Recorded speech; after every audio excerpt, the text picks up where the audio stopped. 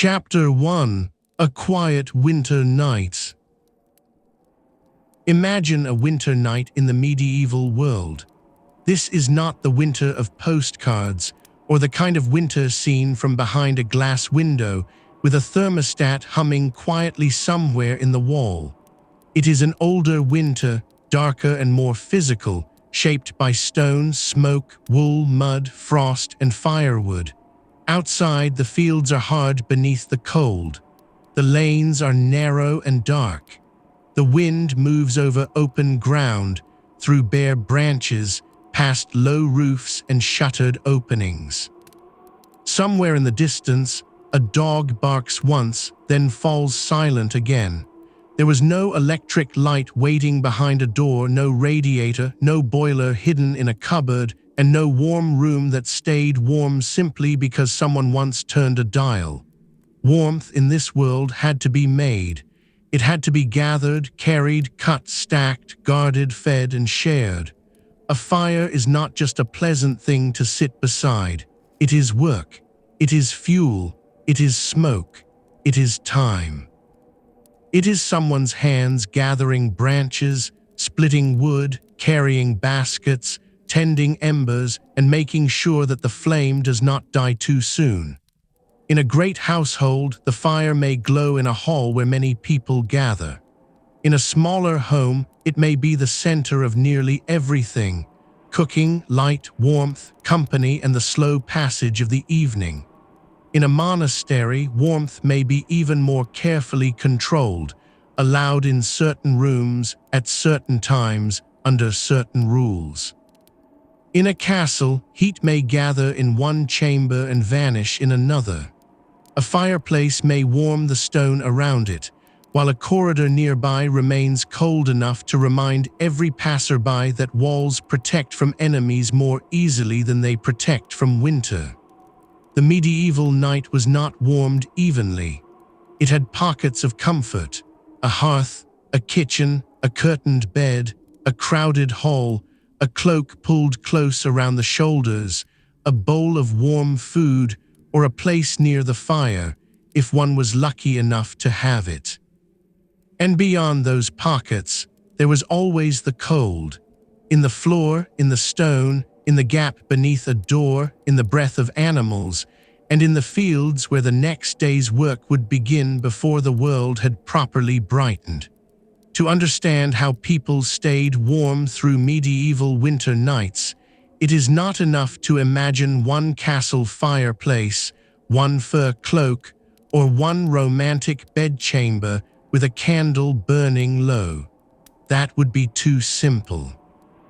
And the medieval world was rarely simple, no matter how confidently modern people try to compress centuries of life into a single familiar image. Warmth in the Middle Ages was a fragile system. It was architecture, but not architecture alone. It was clothing, but not clothing alone. It was food, but not food alone. It was fire, but fire itself required fuel, labor, tools, storage, and constant attention. It was also social. These questions were practical as much as social. Who slept near the hearth? Who slept on the floor of the hall? Who had a private chamber? Who carried the wood? Who cooked beside the heat but did not own the house? And who was allowed into the warm room while others were expected to endure the cold as part of discipline, poverty, service, or rank? These questions matter because winter was not experienced equally. The noble family, the servant, the monk, the traveler, the child, the old woman in a village house, the kitchen worker, the farrier, the carter, the guest in a hall, all of them knew winter, but not in the same way. Some slept behind shutters and hangings, some near other bodies, some close to smoke and ash, some in rooms where the warmth had faded hours before dawn, and some had the task of rising before others to revive the fire. So tonight, we will move slowly through that older world. We will begin outside in the dark. Then we will step into halls and chambers, kitchens and monasteries, beds and warming rooms. We will look at stone and timber, hearths and chimneys, wool and linen, bread ovens and fuel stores. We will not pretend that all medieval people lived the same way, that every castle was warm, or that life was only misery either. That is another modern habit, turning the past into either a fairy tale or a punishment. The real world was usually more interesting and much more uneven. A winter night in the medieval world could be harsh, but it could also contain its own forms of comfort. It could contain the sound of a hall settling into quiet, the glow of embers under ash, the smell of bread, smoke, wool, and damp wood, and the low murmur of people trying to keep the cold outside for just a little longer. It could contain a candle burning low beside a bed, a door barred against the wind, a servant's footsteps fading into the dark, a monk crossing a cold cloister toward the one room where a fire was allowed, and a household gathering itself around the last warmth of the day. In that world, winter was not defeated. It was negotiated night after night, fire by fire, layer by layer, and room by room.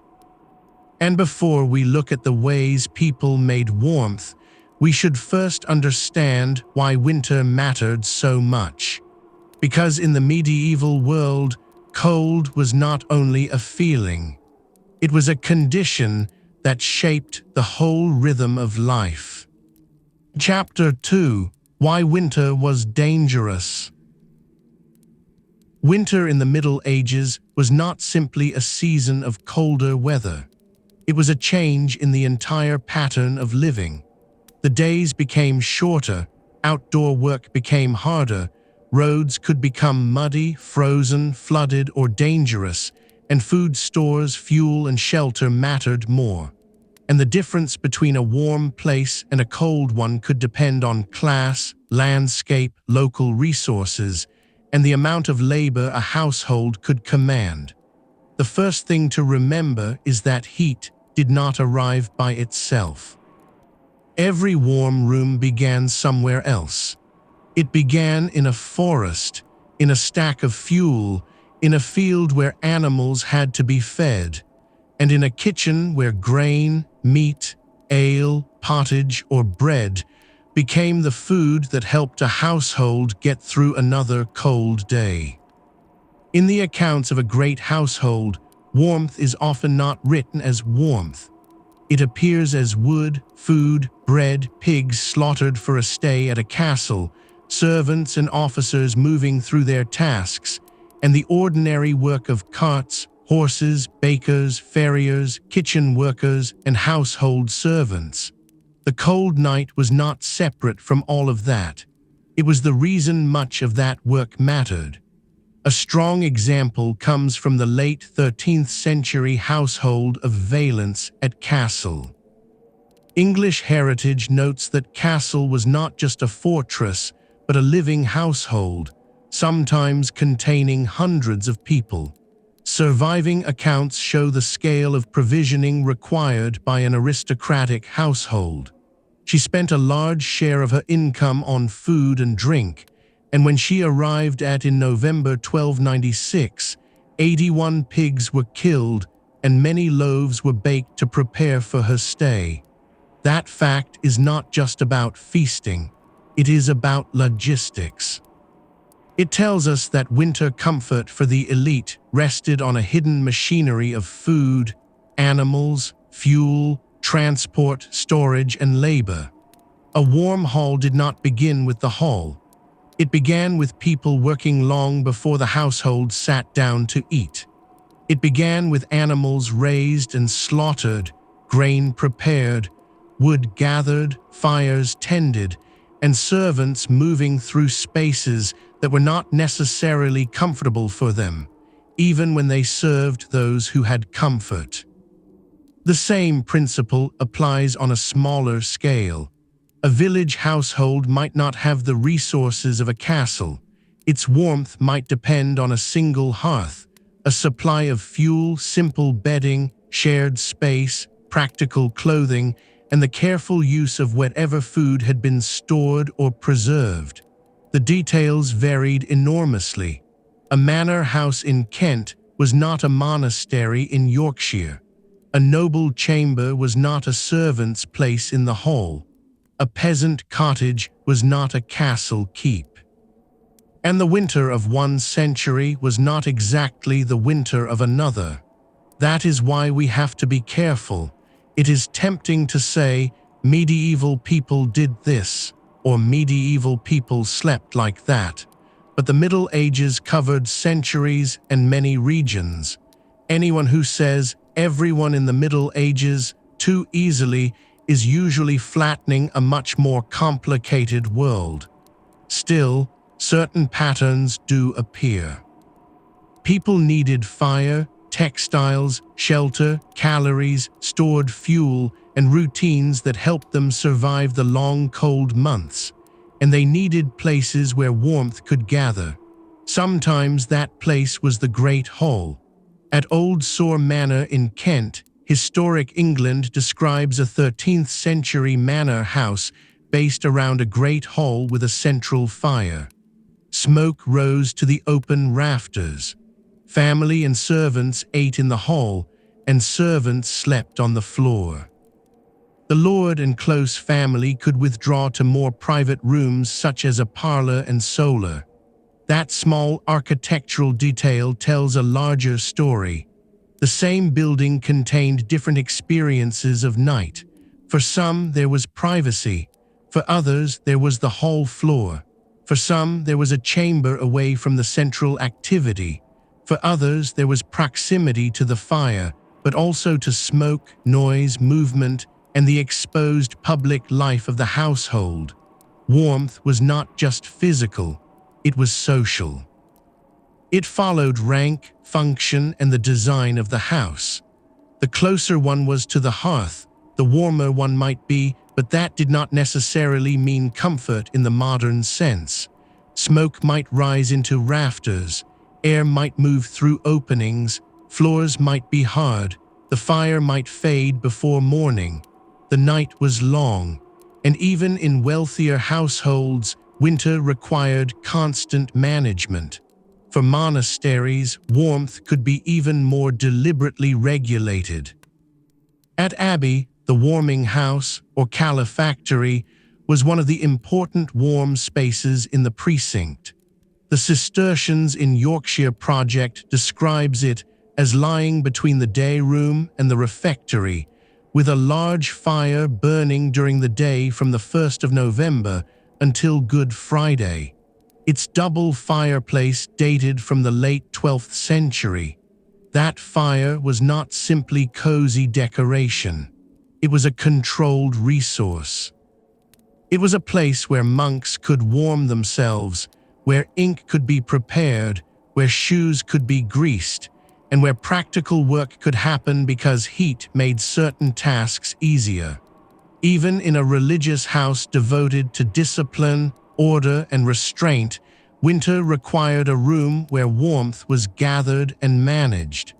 This is one of the most important ideas for the whole episode. Warmth was never just warmth, it was organization. In castles, manors, villages, and monasteries, the question was not only how to make fire, but how to place it, feed it, share it, protect it, and live around it. Winter made these questions sharper. A fire that burned through fuel too quickly was a problem. A room that filled with smoke was a problem. A large stone space that never quite warmed was a problem. A household with many mouths to feed was a problem. A long night with fading embers was a problem. But medieval people were not passive victims of the cold. They adapted, they built around heat. They gathered around heat, they dressed for it. They slept in ways that preserved it. They organized food and labor around it.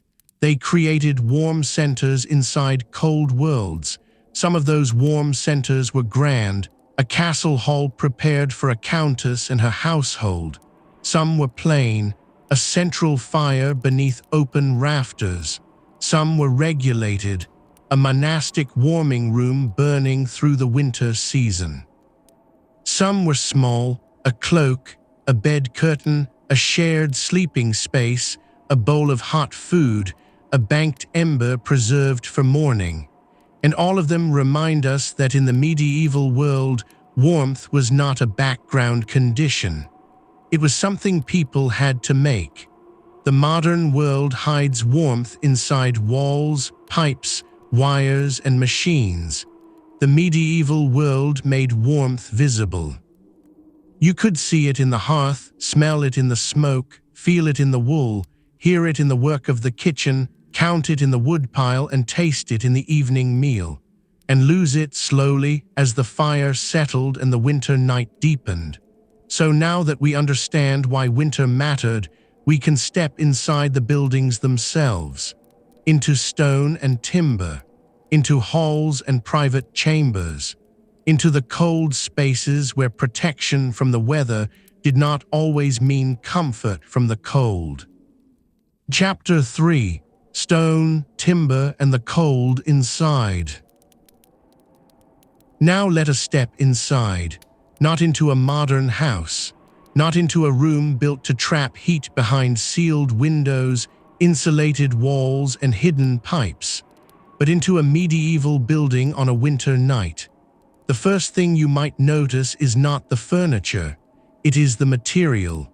Stone, timber, packed earth, tile, plaster, smoke-darkened beams, and a floor that seemed to remember the cold long after the sun had gone.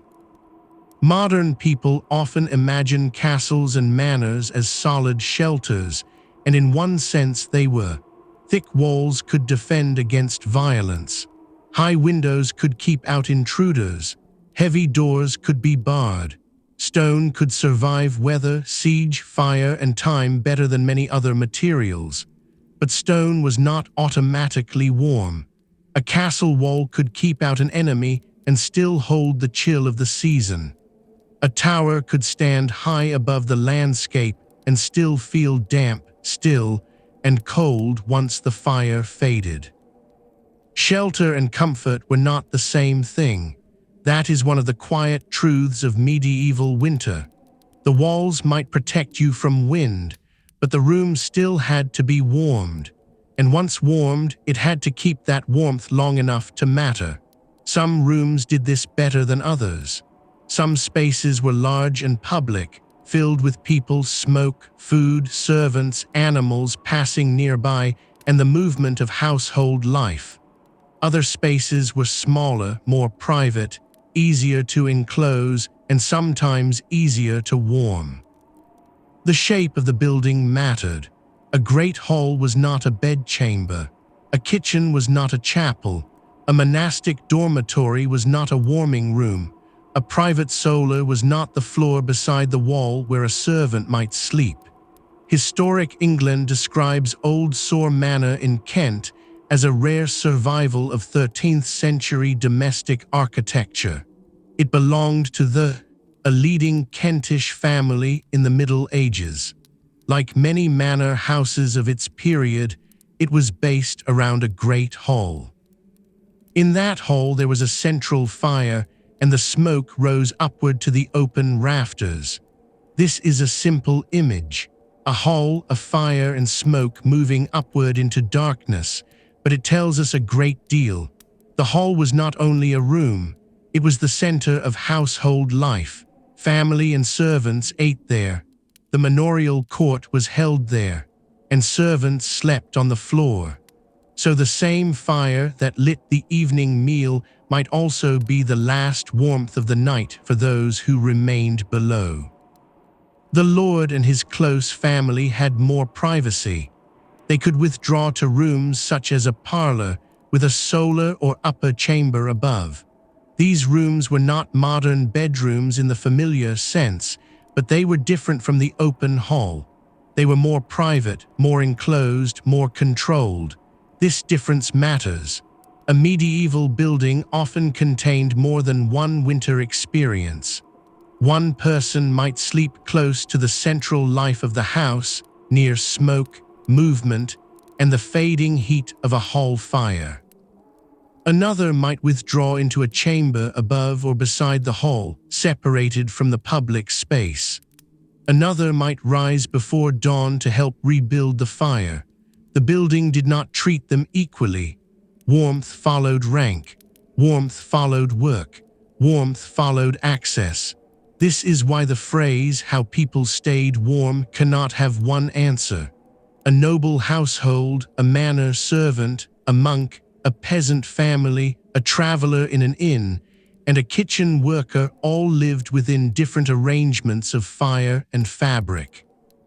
Some had access to better rooms, some had better clothing, some had better bedding, some had better food, some had only their labor, their layers, and the space they were given, and yet the problem was shared.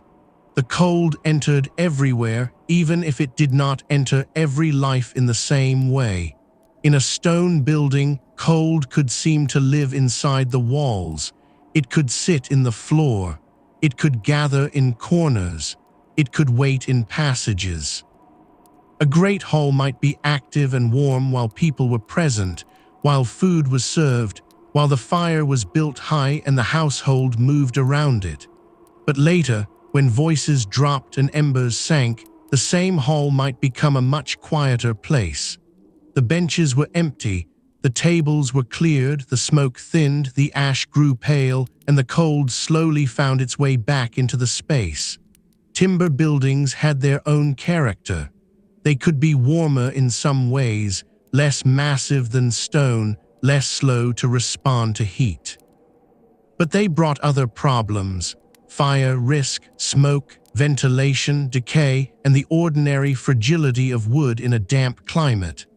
Stone, meanwhile, could store some heat near a fireplace, but a cold stone building was not easily transformed into a modern idea of comfort. It had to be worked with, room by room, fire by fire, and opening by opening. This is the quiet engineering of the medieval night, not machines or switches, but placement. Where is the fire? Where does the smoke go? Where do people gather? Which room can be closed? Which walls hold the heat? Which floor steals it away? Who sleeps above? Who sleeps below? Who is near the hearth? Who is near the door? Even privacy had a thermal meaning. To withdraw from the hall was not only to withdraw from noise and public life.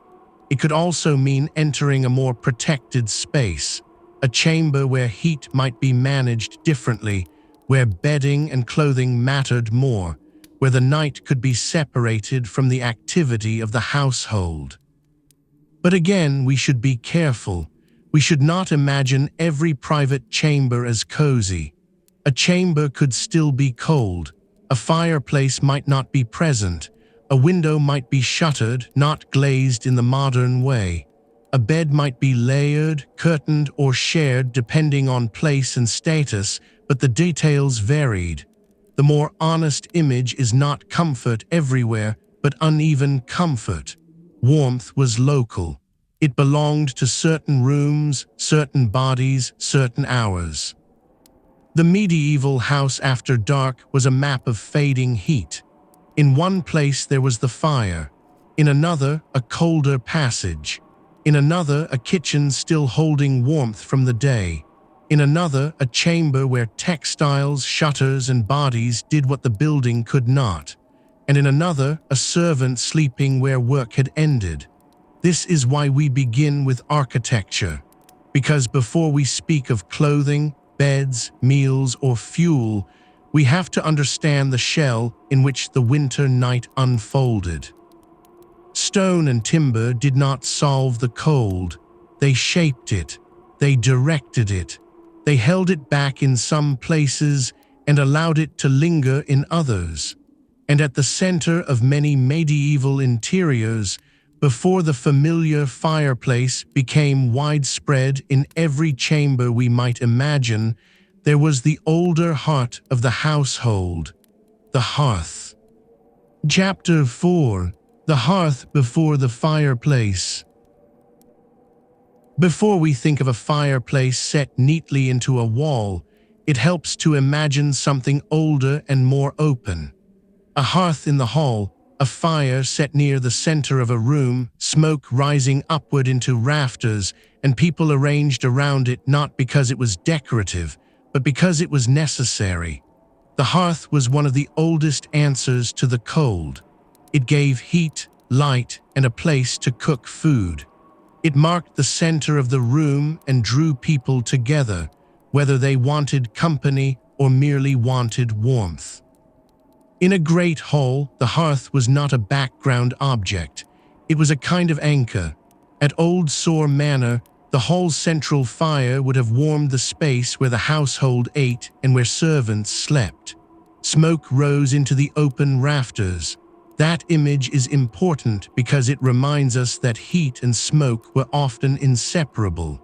Fire solved one problem and created another. It warmed the body, but it filled the upper darkness with smoke. It lit the room, but it required ventilation. It made the hall habitable, but it also marked the hall as a place of constant management. Someone had to feed it, someone had to watch it, someone had to clean ash, someone had to keep sparks from becoming disaster, and someone had to decide how much fuel could be spared. Modern warmth is often invisible. A room becomes warm, and the work behind it is hidden in wires, pipes, bills, and distant power stations. Medieval warmth was visible.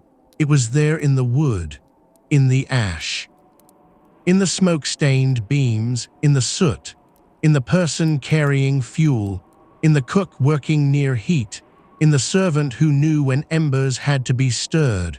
The hearth was a social object as much as a physical one. To be close to it meant something, to be far from it meant something. The warmest place in the hall could also be the busiest. Near the fire, people moved, food was served, tasks were done, conversation passed through. Heat gathered, but so did smoke, sound, and obligation. For servants sleeping on the hall floor, warmth may have been closer than it was for someone in a colder corner, but that did not make the hall a bedroom in any modern sense. It remained a working space, a public space, and a place shaped by rank. The lord's family could withdraw. The servants could not withdraw in the same way. This is one of the quiet divisions of the medieval night. The fire might belong to the household, but the comfort around it was not equally distributed. The hearth also shaped the rhythm of evening.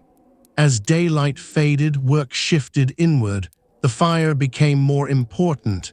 It was harder to do outdoor labor. Paths became less safe. The household gathered around what light and warmth it had. A fire at night was never just a point of heat. It was orientation. It told people where to sit, where to eat, where to speak, where to wait, where to sleep if they had no better place. When the fire was strong, the hall lived. When it faded, the room changed. The edges grew colder first. The shadows settled. The smoke thinned. The sound of people softened. A few embers remained under ash, holding the memory of heat until someone needed to coax them back in the morning. In smaller homes, the hearth could be even more central. It might be the place where nearly everything happened: cooking, warming, mending, talking, drying, nursing, waiting. We must be careful not to flatten peasant life into one picture, because houses varied by region and century. But the general importance of the hearth is hard to miss. Where there was one main fire, life bent around it. The room nearest the fire mattered. The bedding nearest the fire mattered. The supply of fuel mattered. The skill of preserving embers mattered. And in winter, the difference between a good fire and a weak one could shape the entire night. The hearth was also dangerous, not in the theatrical sense, not as a dramatic story, but in the ordinary practical way that fire is always dangerous when houses, roofs, bedding, clothing, and stored goods are nearby, timber buildings could burn, sparks could travel, smoke could fill space, ventilation could carry heat away. A fire had to be strong enough to warm and controlled enough not to destroy. That balance was part of everyday life. This is another reason medieval warmth was not simple. More fire was not always better. More fire meant more fuel, more smoke, more risk, and more labor. The hearth had to be tended, not merely lit. It had to be understood. And across the later Middle Ages in many kinds of buildings, older open hearths existed alongside newer forms of heating. The fireplace set into a wall, the chimney, the flue. The chamber warmed more directly and more privately, but this change was uneven. It did not arrive everywhere at once, and it did not make winter disappear. It changed the way warmth moved through a building. It gave certain rooms a stronger claim to comfort. It allowed heat to be focused. It shaped status and privacy, but it also brought its own problems of drafts, smoke movement, and heat loss. So after the hearth, we come to the fireplace, not as a magic solution, not as the beginning of modern comfort, but as one more tool in the long medieval negotiation with cold. Chapter 5: Fireplaces, Chimneys, and the Uneven Spread of Heat. A fireplace changes the feeling of a room. Even now, in a house with modern heating, a fireplace suggests a center, a place to look toward, a place where light moves, a place where cold feels for a while pushed back. In a medieval castle or manor, a fireplace could be much more than atmosphere. It could make a chamber livable. English heritage notes that at Rochester Castle in Kent, a 12th century castle, fireplaces can still be seen in the keep. These fireplaces did not simply heat the air. They heated the surrounding stone as well, making castle life more comfortable than it otherwise would have been. That is a useful image. A fire burning in a chamber, stone slowly taking in heat, and a wall that had been cold beginning near the fire at least to hold some warmth. The room does not become modern. It does not become evenly heated, but it changes. The stone near the fireplace becomes part of the thermal life of the room. The fire warms more than the flame itself. It warmed surfaces and the place where people gathered, creating a local zone of comfort inside a larger cold building. This is the key phrase, local comfort. A fireplace could make one chamber better. It did not make the whole castle warm. A castle keep could contain impressive rooms, defensive spaces, storage areas, stairs, passages, and chambers with very different conditions. Some spaces might have fireplaces, others might not.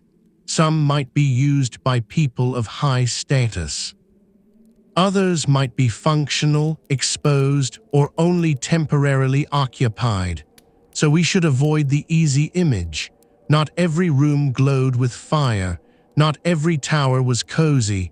Not every castle had warmth waiting politely in every corner, like a hotel trying to impress a guest. The spread of fireplaces, chimneys, and flues was uneven.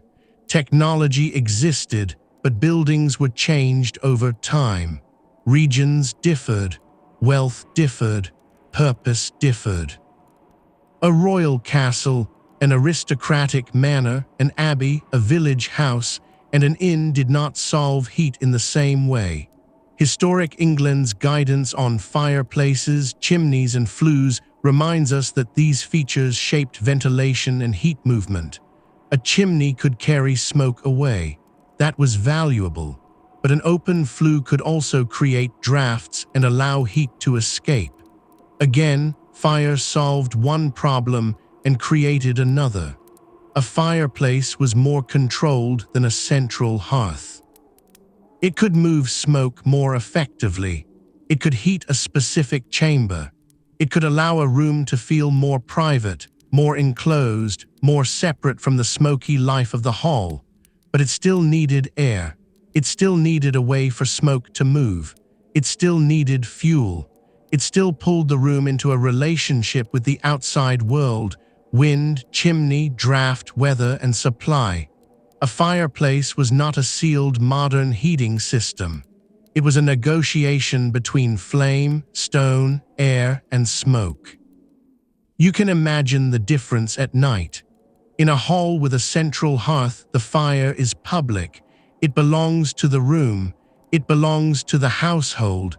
It sends smoke upward into the roof. People gather around it. In a chamber with a fireplace, the heat feels more focused, more private. A lord, a lady, a guest of status, or a senior household member might experience winter differently because of a room like this. The fire is still work. The fuel is still consumed. The night is still cold beyond the chamber, but the room has a different relationship to warmth. This is where architecture and hierarchy meet. A fireplace can be a technical feature, but it can also be a social feature. Who has a heated chamber? Who tends the fire? Who carries the fuel upstairs? Who sleeps nearby and who does not? Who sits in the hall and who withdraws into a smaller room? Warmth is never only physics. It is access. And in the medieval world, access was rarely equal. Even the beauty of a fireplace could carry status. A decorated fireplace in a keep did not merely warm a room. It could also speak of wealth, permanence, and rank. The ability to build such a feature, maintain it, and feed it with fuel was itself a sign of resources. But the practical truth remained.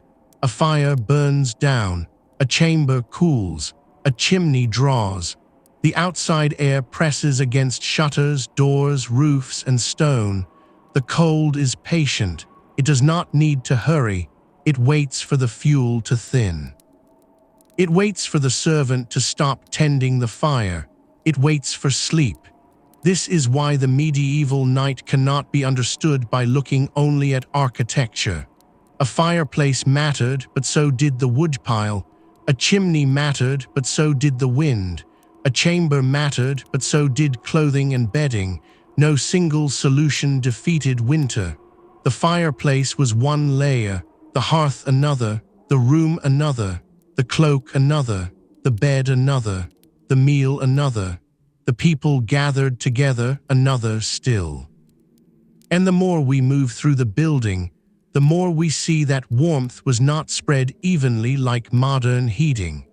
It gathered in halls, kitchens, chambers, rooms where work had been done all day, spaces where fires were allowed to burn, and in the human habit of coming closer to what little heat the night permitted. So now, after stone, hearth, fireplace, chimney, and smoke, we can follow that warmth through the household, not as a single flame, but as a map. A map of halls, chambers, kitchens, servants, private rooms, and the many places where medieval people tried to hold the cold at a distance. In Chapter 6, where warmth gathered, halls, chambers, and kitchens. Warmth in a medieval household did not spread evenly. It gathered, and that is the word to hold in mind. It gathered around a hearth, in a kitchen, in a smaller chamber where a fireplace had been built, in the cloth around a body, in the curtains around a bed, in the bodies gathered in a hall, in the steam of a meal, and in the slow work of a household trying to keep itself alive through winter. A modern room can be warmed from every side without anyone seeing the source. The heat rises from hidden systems, invisible and obedient. It makes the whole room feel almost neutral, as if warmth is simply the natural state of indoors. The medieval world was different. The warm places announced themselves. They glowed, smoked, and smelled of ash, food, wool, and damp wood. You knew where the heat was because everyone else knew too. The hall was one of those places. In a manor, house, or castle, the hall was not merely a dining room. It was a social machine. People ate there, waited there, worked there, received orders there, served there, and sometimes slept there. In Old Sore Manor, the great hall had a central fire, with smoke rising upward into the rafters. Family and servants ate in the hall.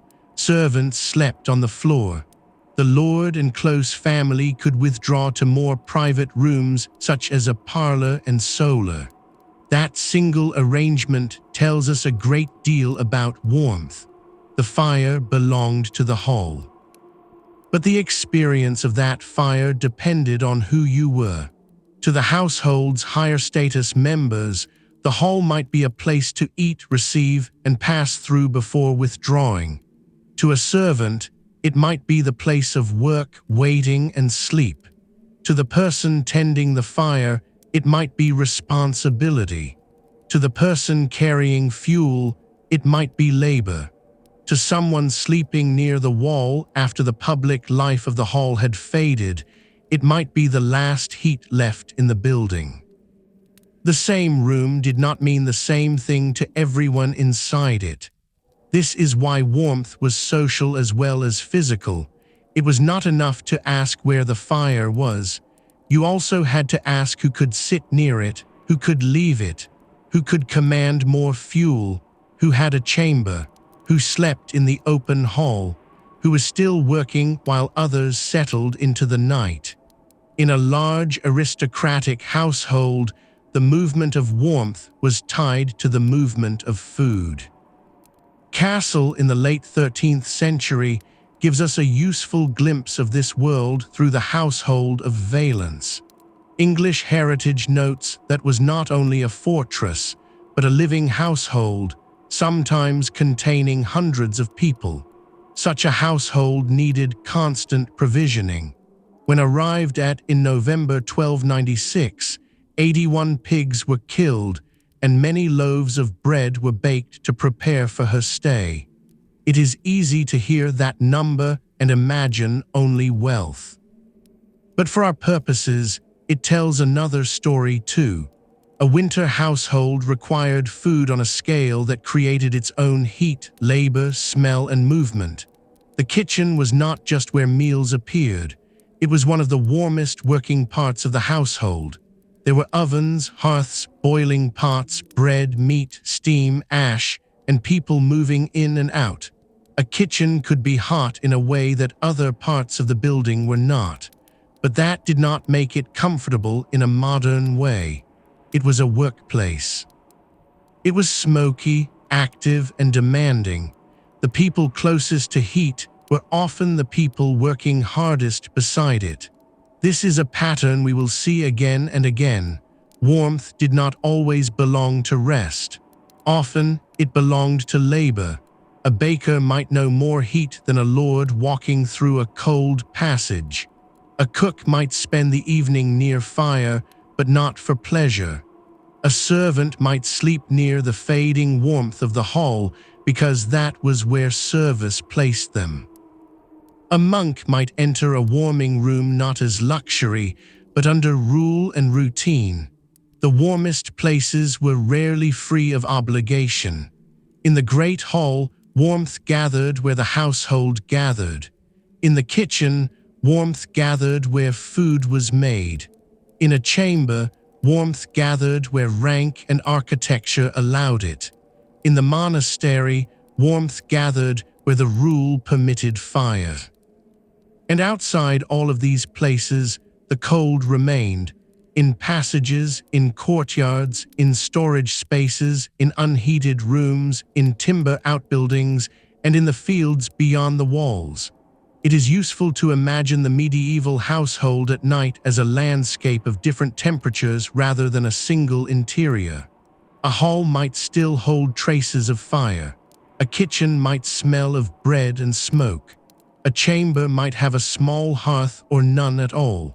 A stair might be cold. A corridor might carry a draught. A servant might lie where the hall floor had held some of the day's life. A noble might close themselves away in a more private space.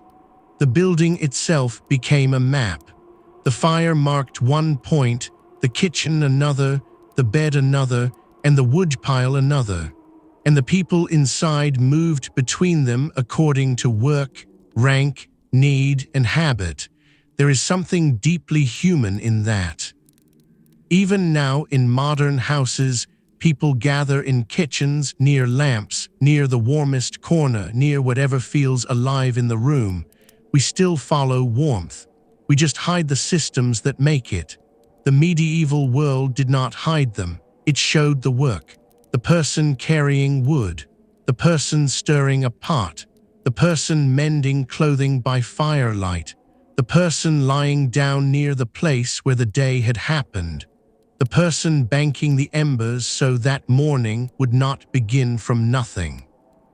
That is why the story of medieval winter warmth cannot be told only through castles and fireplaces. It must be told through rooms, through bodies, through kitchens, through labor, through the social life of heat. And once we have followed warmth through the building, we can follow it even closer, to the body itself. Because in the medieval winter, one of the most important warm rooms was the one a person carried with them, their clothing. Chapter 7: Clothing as Portable Warmths. Before a person reached the fire, before they entered the hall, before they climbed into bed, they carried warmth on the body. Clothing was not decoration first. It was survival. It was protection from wind, damp, work, mud, cold air, and long hours away from the hearth. And like almost everything else in the medieval world, it varied. It varied by wealth, region, work, season, century, and by what a household could make, buy, inherit, repair, or reuse. So we should be careful here. We should not imagine one perfect medieval winter outfit worn by everyone from a countess to a plowman to a monk to a kitchen servant. That would be wonderfully simple and therefore misleading. History rarely fits into tidy categories. Still, some broad ideas are safe. Wool mattered, linen mattered, layers mattered, a cloak or mantle mattered, footwear and head coverings mattered, and above all, maintenance mattered. A garment was not a disposable object. It was work stored in cloth. A garment carried the work of shearing, spinning, weaving, fulling, cutting, sewing, mending, passing down, reusing, and sometimes dyeing for those who could afford it. In winter, clothing was a kind of portable architecture, where stone and timber built shelter around the household, cloth built shelter around the skin. The body made heat. Clothing tried to hold it. A person going outside on a cold night might pull fabric, cover the head, wrap the shoulders, and reduce the places where wind could enter. Indoors, clothing still mattered. A hall was not automatically warm. A chamber might be cool. A corridor might be colder still. Even near a fire, one side of the body might feel heat while the other felt draft. The medieval world was full of uneven warmth. Clothing helped people cross those uneven places. It helped people move from hall to kitchen, from chamber to chapel, from monastery cloister to warming room, from cottage to yard, from stable to gate, and from bed to fire before dawn. The clothing of the wealthy could be richer, heavier, better lined, better maintained, and more various. Fur could be a sign of status and comfort, but access to it was not universal. Fine cloth did not belong equally to everyone. A great household's accounts might reveal payments, repairs, or allowances that remind us clothing was part of the economy of service.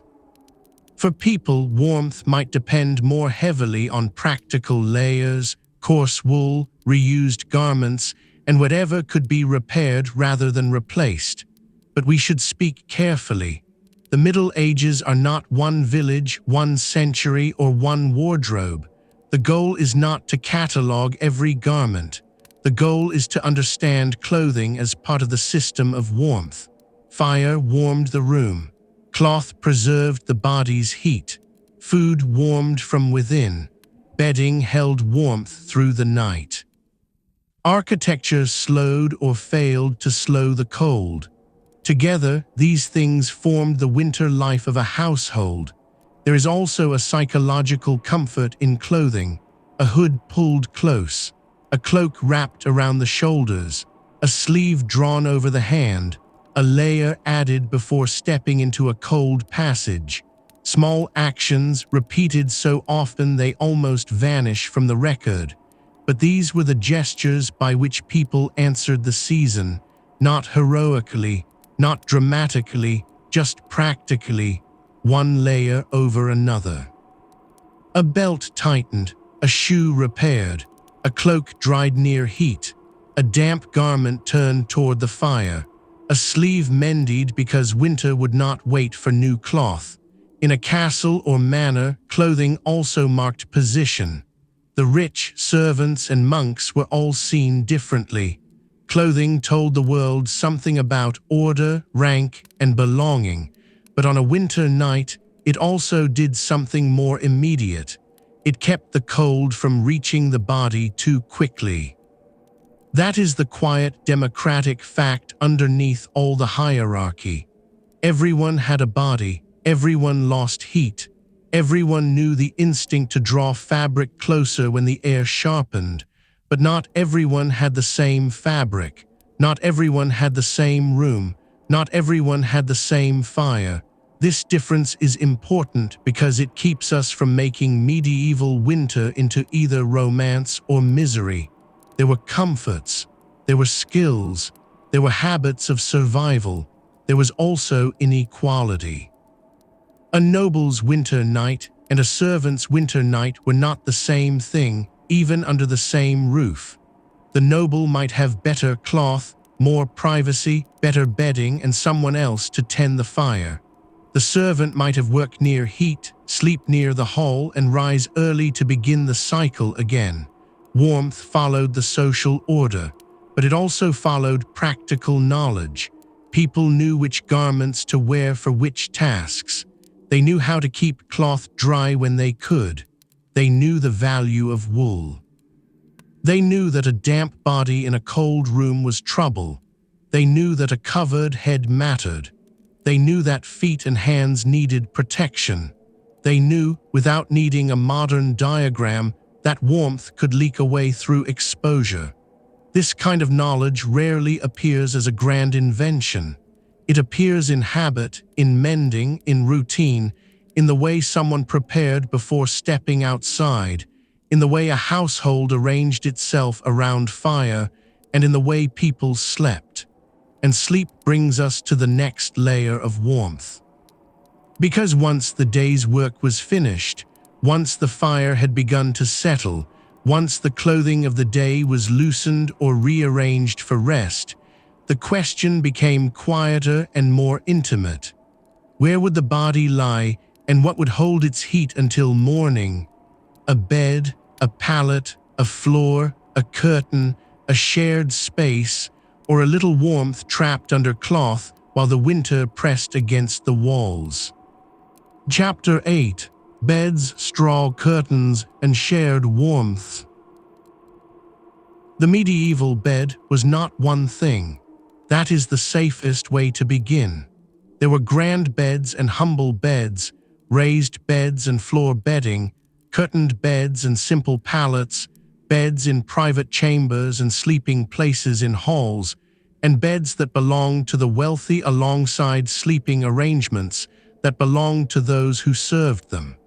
And because evidence varies so much, we must be careful not to invent a single medieval bedroom and then imagine the entire population of Europe sleeping in it.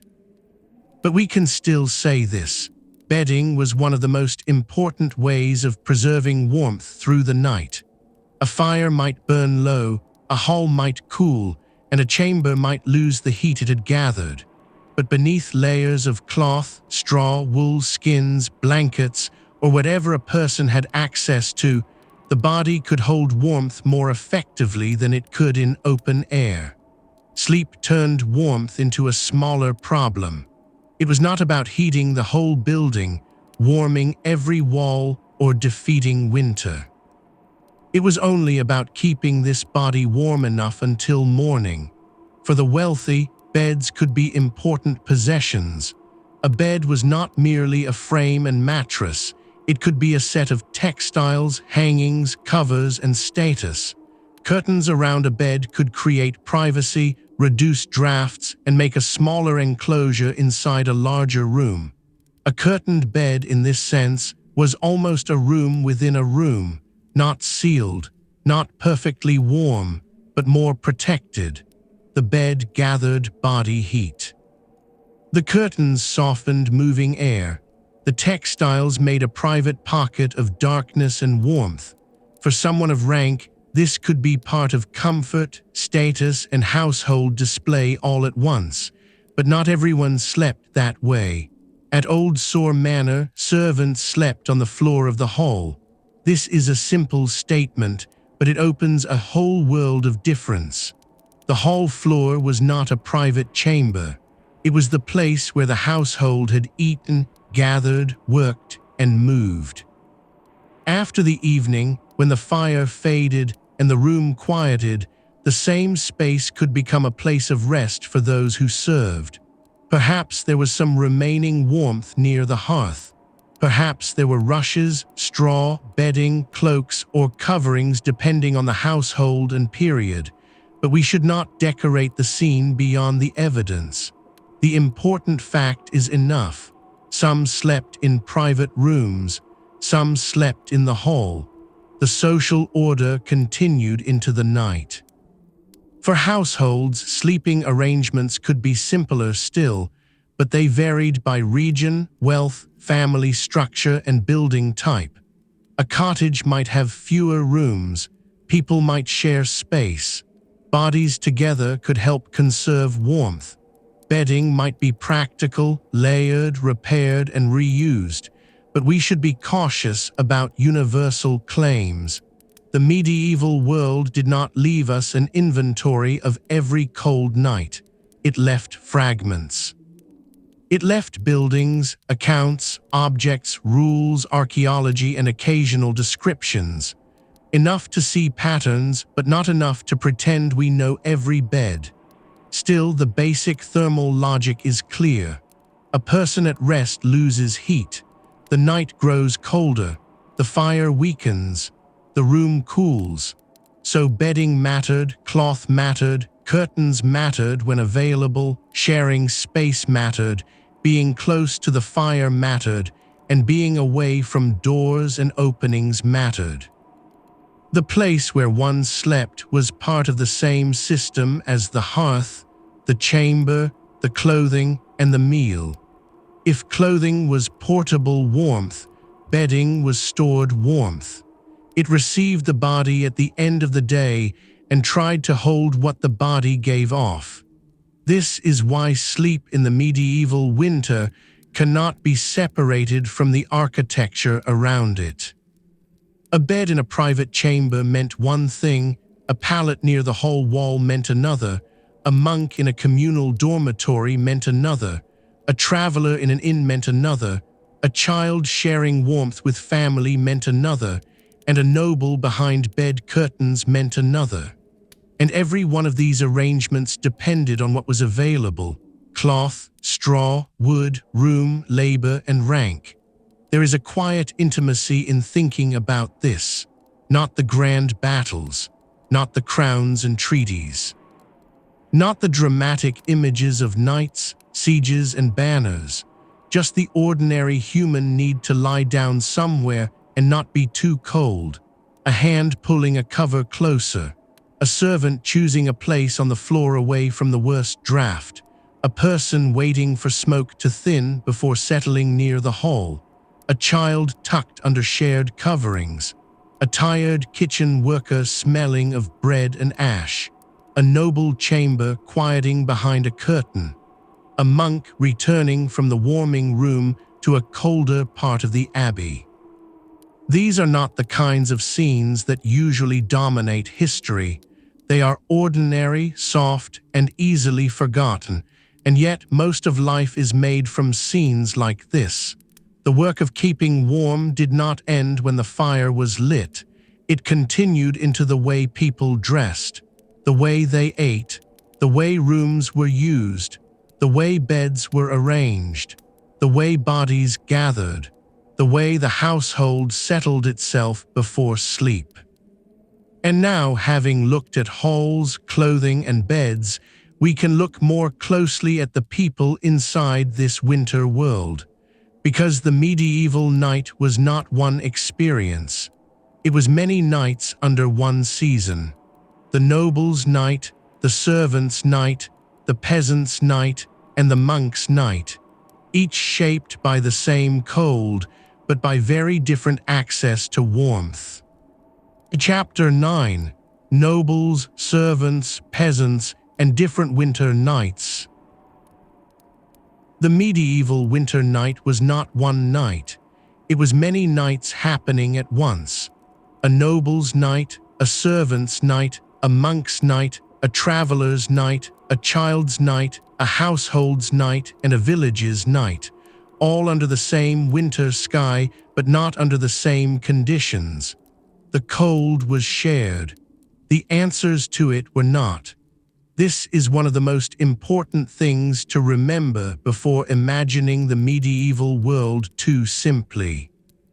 It is easy to picture one castle, one hearth, one bedchamber, one cloak, one long winter evening, and to let that single picture stand for everyone. But that would be false comfort. History rarely gives us one clean room where all people can be placed neatly inside. It gives us hierarchy, fragments, survivals, accounts, buildings, rules, and the simple fact that reality refuses to be tidy. In a great household, warmth followed rank. The person at the high table and the person serving that table did not experience the same hall in the same way. The lord or lady might withdraw to a more private chamber. The servant might remain below. The guest of status might be given comfort as hospitality. The worker might sleep in a space still marked by the day's labor. At Old Sore Manor, historic England describes a hall where family and servants ate, while servants slept on the floor. The lord and close family could withdraw to more private rooms, including the parlor and solar. That arrangement is not just architectural, it is social. It tells us that the house itself organized warmth, privacy, and rest according to status. The hall was shared but not equally. The fire was visible but not equally owned. The floor could be a sleeping place for some, while others had the ability to leave the hall behind. The difference was not always dramatic. It could be quiet. A doorway, a staircase, a curtain, a chamber above, a place closer to the fire, a place farther away, a person who slept after work, a person whose sleep was made easier by the work of others. In a large aristocratic household, the scale of this world could be astonishing. English Heritage's material on Castle describes the household of Valence in the late 13th century. Her household moved between residences and at different times could include well over 100 people. The household belonged to the family, not simply to one building, and when the great lady moved, servants, officers, animals, carts, food, and household systems moved with her. This matters for warmth. A castle was not warm because stone walls stood there. A castle became livable because people made it livable. They prepared food. They carried goods. They managed horses. They repaired equipment. They baked bread. They slaughtered animals. They tended fires. They kept the household moving. When arrived at in November 1296, 81 pigs were killed and many loaves of bread were baked to prepare for her stay. English heritage also notes that she spent a large share of her income on food and drink. Those facts might sound like grand hospitality. They were, but they also show how elite comfort rested on organization, on accounts, on supplies, on servants, on animals, on kitchens, on fires, on roads, on storage. On the unseen work that made a hall feel full, fed, and alive in winter. For the highest members of the household, winter could include discomfort, certainly. Castles were not modern hotels, no matter how warm they may appear in modern imagination, but wealth changed the terms of the cold. A wealthy household could command fuel, food, textiles, servants, rooms, transport, multiple residences. A person of rank might still feel the chill of stone, wind, and dark passages, but they did not face winter with the same resources as someone lower in the household. For servants, warmth was often mixed with work. A kitchen fire might be hot, but the kitchen was not a place of leisure. A hall might hold warmth, but it was also the place of service, eating, waiting, and sleeping. A servant near the heat might be near it because their labor required it. This is one of the strange inversions of the medieval household. Those closest to fire were not always the most comfortable. The cook near the oven, the servant near the hall, the person carrying wood, the person rising early. They knew warmth, but they knew it as work. For peasants, the evidence is often less detailed than for aristocratic households. We do not have the same kind of rich accounts for every small home, and we should not invent intimate details simply because they make good narration. A peasant household could vary enormously by region, wealth, local materials, and period. But we can speak broadly. A smaller household might depend on a main hearth, on practical clothing, on shared space, on preserved food, on fuel gathered and stored with care, on the daily calculation of what could be burned and what had to be saved. There may have been less privacy, fewer textiles, and fewer options for moving to a warmer room. But again, we should not reduce ordinary medieval people to misery props in someone else's castle story.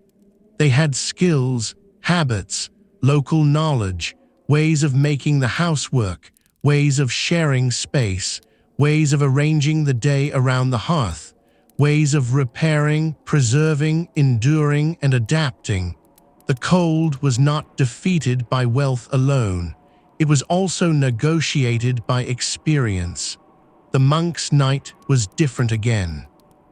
A monk might not sleep in the way a noble slept, nor in the way a servant slept, nor in the way a peasant family slept. The monastic world had its own rules, rhythms, spaces, and restrictions.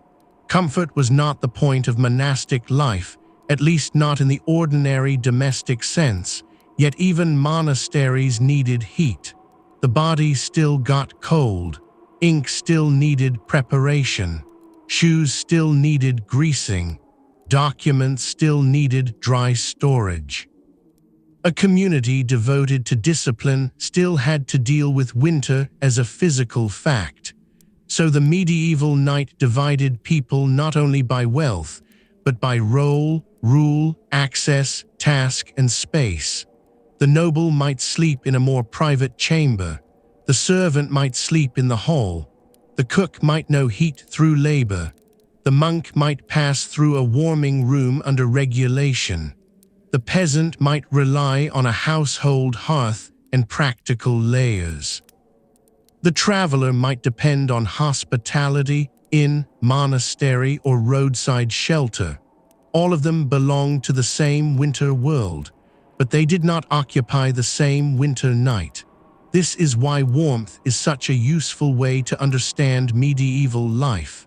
It reveals what grand narratives often hide. It shows rank without needing a crown. It shows labor without needing a battlefield. It shows the ordinary truth of a society by asking one quiet question: who got to be warm? And who made that warmth possible? Chapter 10: Monks, Warming Rooms, and Disciplined Cold. Now let us leave the hall for a while. Let us step into a different kind of medieval building, a monastery. At night, a monastery could be a world of stone, silence, bells, rule, and routine. The cold here had a different meaning. It was not only a domestic inconvenience, it belonged to discipline, restraint, and the rhythm of religious life. But even discipline has a body, and bodies get cold. This is why the warming room matters. At Abbey in Yorkshire, the warming house, or calefactory, lay in the southern range between the day room and the refectory. The Cistercians in Yorkshire project describes it as a large room entered from the cloister. A large fire burned there during the day from the 1st of November until Good Friday, making it one of the warmest places in the precinct. Its double fireplace dated from the late 12th century. This is a wonderfully revealing space, not because it was luxurious, but because it shows how carefully warmth could be organized. The fire did not belong everywhere. It belonged here, in a specific room, in a specific season, for specific purposes. From the beginning of November until Good Friday, the fire marked the cold part of the year in institutional form. The calendar itself entered the hearth. The warming room was not merely a place where monks went to feel better for a moment, though it did serve that human purpose. It also supported practical work. The warmth made it suitable for scribes preparing ink for parchment. Shoes could be greased there. Bloodletting was carried out there. In the later Middle Ages, the room above the warming house was used to store important documents, presumably because the heat from below helped keep it free from damp. This tells us something important. Warmth was practical knowledge, not only comfort. Heat helped bodies, but it also helped materials: ink, leather, parchment, and documents. The monastic warming room was a point where physical need, religious discipline, and institutional work met. There is something very quiet about that image: a monk entering from the cloister, stone underfoot, cold air following through the doorway, the smell of smoke, the fire burning through the winter day, a scribe preparing ink nearby, shoes being greased, documents kept dry above. This is not the cozy fireplace of a private chamber. It is a managed warmth, a permitted warmth, a practical warmth.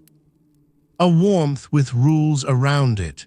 In a monastery, the absence of heat in many spaces could be part of discipline, but the presence of heat in certain spaces was part of survival and work. That balance is what makes the warming house so interesting. It shows that medieval people did not simply endure cold because they knew no better. They knew where warmth mattered. They built for it. They scheduled it. They assigned it to rooms. They connected it to labor. They preserved it where it was most necessary.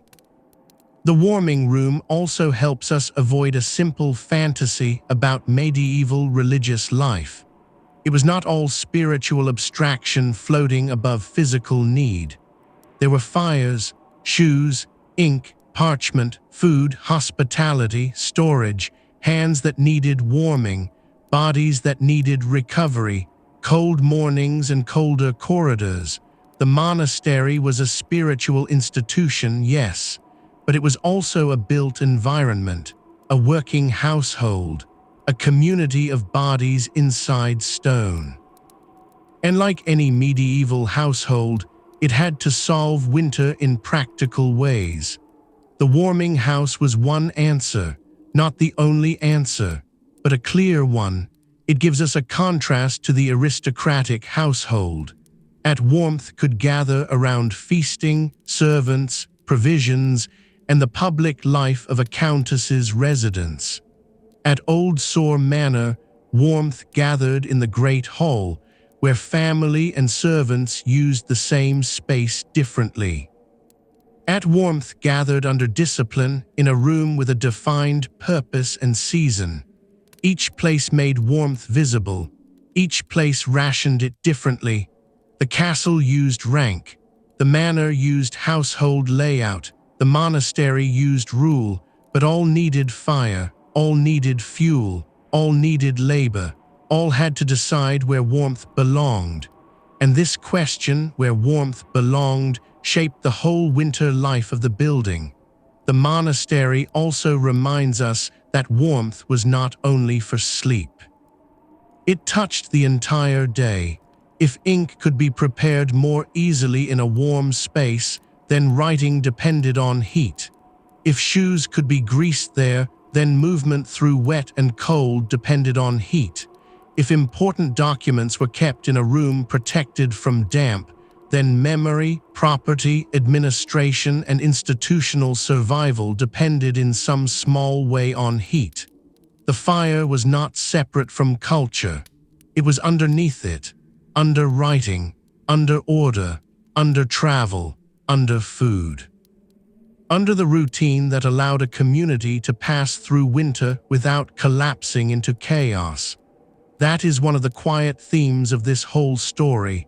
Warmth is civilization at its smallest scale, a room that can be used, a meal that can be cooked, a hand that can write, a shoe that can be softened, a body that can sleep, a document that can stay dry, a fire kept from November to Good Friday.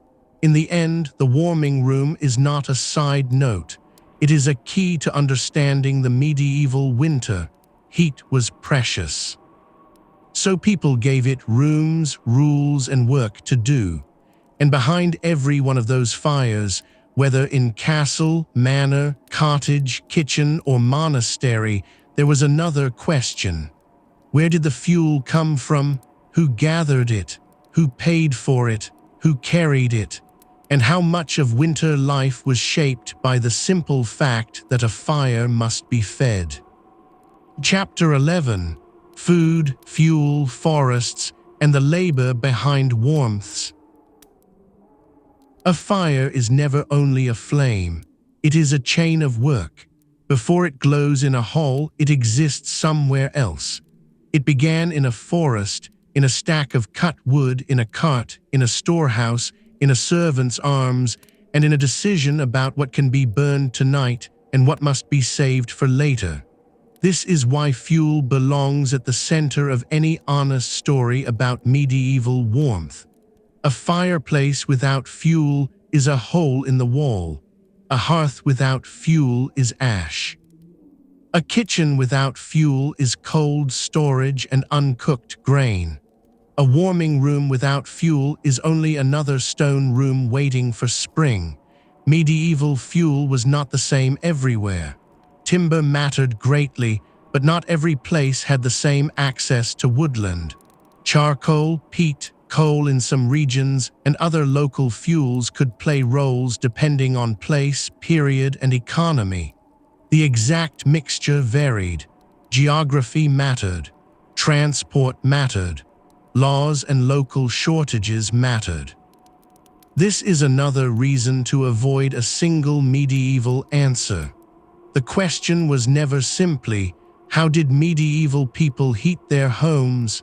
It was also a question of what grew nearby, what could be cut, what could be transported, what could be afforded, who controlled the woodland, who had rights to gather fuel, who had to buy it, who had to carry it, and who had to make it last.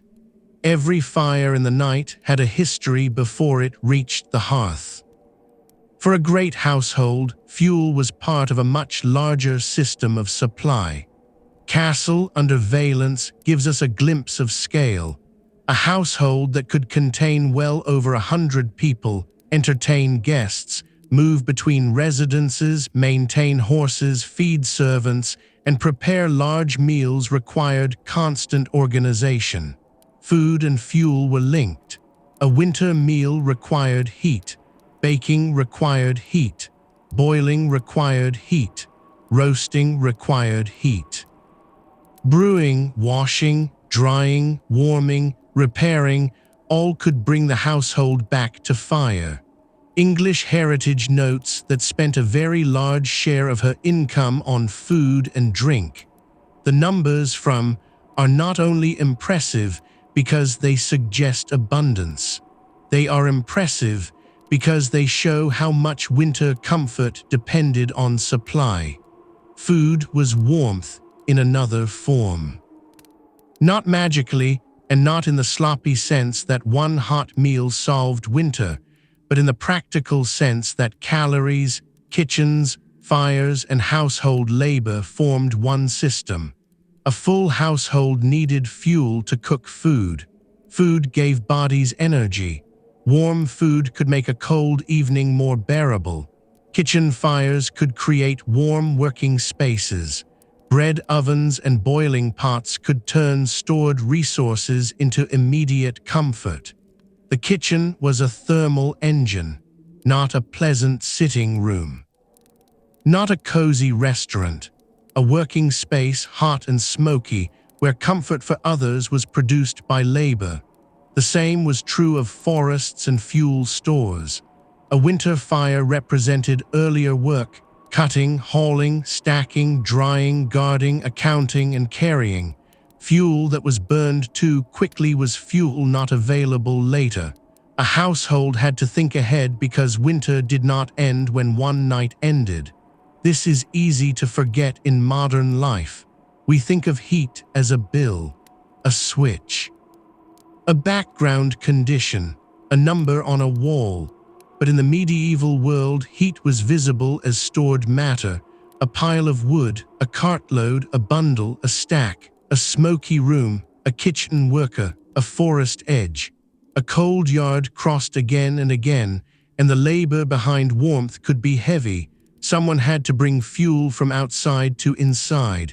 Someone had to keep it dry if possible. Someone had to decide when to add more. Someone had to clear ash. Someone had to maintain hearths and ovens. Someone had to live close enough to the fire to work, but not necessarily to rest. This is where the story becomes quietly social again. The person who enjoyed the warm chamber was not always the person who made it warm. The person who ate the meal was not always the person who stood near the cooking fire. The person who slept in the better bed was not always the person who carried the fuel that made the room livable. Warmth had a labor chain, and in winter, that chain mattered every day. Fuel also shaped architecture. A large open hall could demand more heat than a smaller enclosed chamber. A central hearth worked differently from a wall fireplace. A kitchen produced heat because it produced food. A monastery built a warming room because heat had to be located and managed within rule. The building, the fuel, and the household shaped one another. There is something very grounding about seeing medieval warmth this way. It stops being a romantic fireplace. It becomes a system of survival, not grim or hopeless, but practical. A fire is not only a glow. It is woodland, labor, rank, food, accounts, a kitchen before dawn, a monk entering the warming room, a servant carrying wood through a cold passage, and a household deciding what must last until morning. In the quietest hours of a medieval winter night, when the hall had emptied and the kitchen fire had lowered, all of that work remained inside the embers. The flame was the final visible point of a much larger world, and perhaps that is why fire has always felt meaningful to human beings. It is not only warmth, It is memory of labor, memory of landscape, memory of hands, memory of a household holding itself together against the cold. By now we have seen that medieval winter warmth was not simple. It was not one fireplace, one cloak, one bed, or one castle. It was a living arrangement made from many imperfect parts. And because modern imagination loves easy pictures, it is worth pausing before the end to correct a few of the common myths that gather around medieval cold. Quietly, carefully, and without turning the past into either misery or fantasy. Chapter 12: Myths about Medieval Cold. Before we leave the medieval winter night, it is worth pausing for a moment, not to break the mood, not to turn the story into a lecture, but to clear away a few images that often gather around the medieval past. Because modern imagination has two very bad habits when it looks backward. The first is romance, and the second is misery. One version gives us glowing castles, roaring fires, heavy cloaks, polished goblets, and everyone looking mysteriously clean by candlelight. The other version gives us a world of mud, hunger, smoke, rats, and people shivering in corners for centuries. Both images are too simple for the world we are trying to understand. The medieval winter was not a fairy tale, but it was not one endless punishment either. It was a world of limits, and inside those limits, people built habits, tools, rooms, routines, and relationships with fire. The first myth is that castles were always warm. They were not always warm. A castle could be strong and still be cold. A stone chamber could be impressive and still hold the chill of winter. A fireplace could warm one room or part of one room without transforming the whole building into comfort. English heritage notes that fireplaces in castles such as Rochester could warm both a chamber and the surrounding stone, making life more comfortable. But that is not the same as saying that every room in every castle was warm. Some rooms had fires, and some did not. Some spaces were used constantly, some were transitional, some were private, some were public, some were functional, and some were exposed to drafts, stairs, doorways, and the cold patience of stone. So the better image is uneven warmth. Not castles as frozen prisons, not castles as cozy hotels, but buildings where warmth gathered in certain places and faded in others. The second myth is that medieval people were simply used to the cold. There is a little truth buried under that phrase, but it is a lazy truth. People in the past had habits and expectations different from ours. They lived with different thresholds of discomfort. They knew how to dress, work, sleep, eat, and move in conditions that might feel hard to many modern people. But saying they were simply used to it hides the work. It hides the firewood, the clothing, the bedding, the stored food. The architecture, the servants, the warming room, the kitchen, the small choices made every evening to keep a household going. People did not stay warm simply because they were tougher. They stayed warm because warmth was made, and when it could not be made well enough, they endured. There is a difference. The third myth is that everyone solved winter the same way. They did not. A noble household at castle was not the same as a small village household. Old Sore Manor was not the same as Abbey. A servant sleeping on the floor of a hall was not the same as a lord withdrawing to a solar. A monk entering a warming room under seasonal rule was not the same as a cook working near a kitchen fire. The Middle Ages covered many centuries, regions, climates, building types, and social orders. So the honest language is careful language. In some households, in many places, for wealthier families, in monastic settings, in certain castles, in parts of Northern Europe, and in the later Middle Ages. Not everyone, almost never everyone. History usually becomes more complicated the moment we use that word too confidently.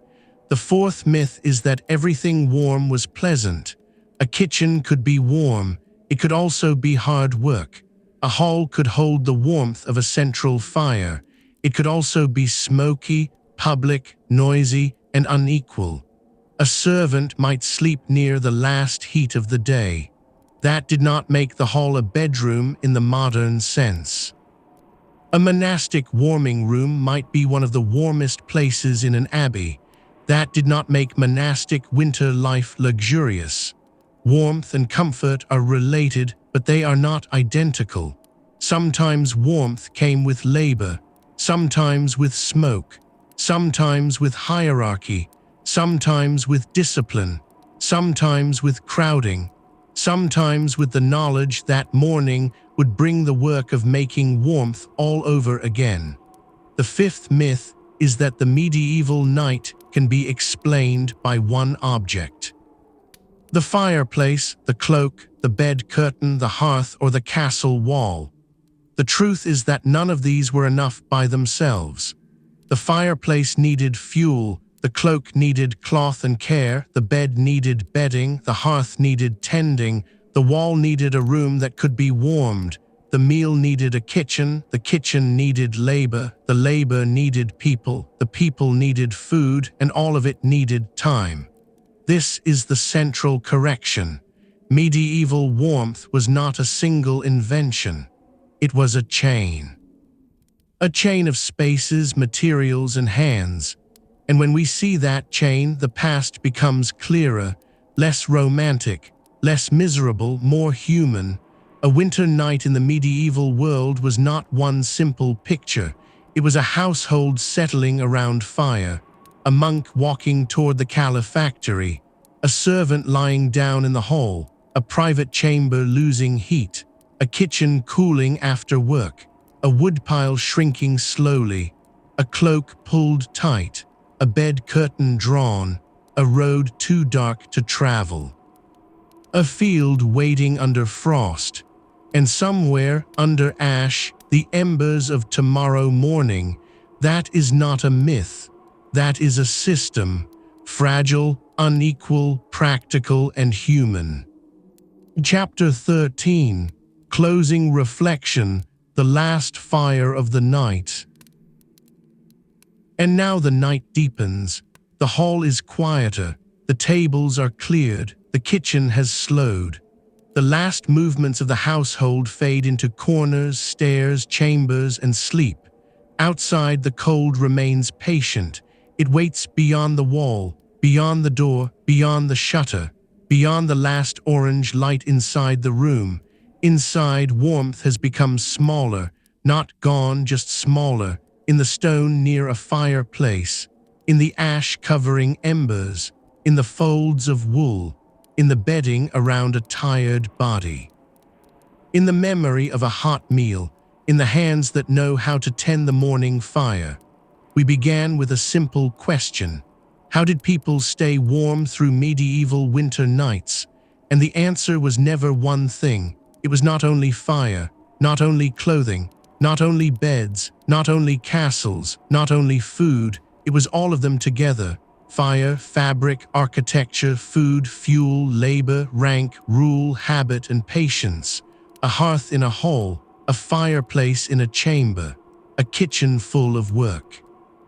A monk's warming room, a cloak at the shoulders, a bed curtain in the dark, a servant on the floor, a noble in a more private room, a village household gathered around one fire, a cart of fuel, a forest in winter, a pig slaughtered for a household stay, a loaf baked before night, a shoe greased in a warm room, ink prepared where the fire was allowed to burn. These things do not belong to the dramatic history of kings and battles. They belong to the quieter history of bodies, of sleeping, of eating. of working, of waiting for morning, and perhaps that is why they matter, because most human life has always happened below the level of grand events, in rooms, in routines, in repeated gestures, in the way people made another night possible. The medieval winter did not vanish because someone wished it away. It was met, not always successfully, not equally, and not comfortably for everyone, but met night after night with what the world offered and what human hands could arrange. A fire was lit, a cloak was repaired, a chamber was closed, a meal was prepared, a bed was made, fuel was carried, a hall settled, a warming room burned through the winter season. The cold returned, and people answered again. There is something strangely comforting in that, not because the past was easier. It was not. And not because medieval winter was gentle. It was not. But people have always lived inside limits, and inside those limits they have made small shelters. A wall, a room, a fire, a shared meal, a piece of cloth, a place to sleep, and a routine that could be repeated tomorrow. When we imagine medieval warmth honestly, we do not find a perfect, cozy world. We find a world of effort, but also a world of skill, of adaptation, of community, of rooms shaped by need, of fires that carried meaning because they carried survival. The last fire of the night is not only a source of heat, it is the final visible sign of a household holding itself together. One ember preserved for morning, one glow against the dark, one small answer to a season much larger than any person inside the walls. And perhaps, as the fire lowers, the medieval night becomes quieter than it seemed at first. The smoke thins, the stone cools, the wind moves beyond the shutters, the floor is still hard, and the cold is still there. But under cloth, near embers, behind doors, within halls, chambers, monasteries, cottages, and kitchens, people rest. Not because winter has been conquered, but because, for this night, it has been held back enough. Enough for sleep, enough for breath to slow, and enough for the household to wait for dawn. And when morning comes, the work will begin again. Someone will stir the ashes, someone will carry fuel, someone will warm their hands, someone will open a door to the cold yard, and someone will step into the winter and continue. For now the fire is low, the hall is still, the last warmth gathers close to the body. And the old winter waits outside.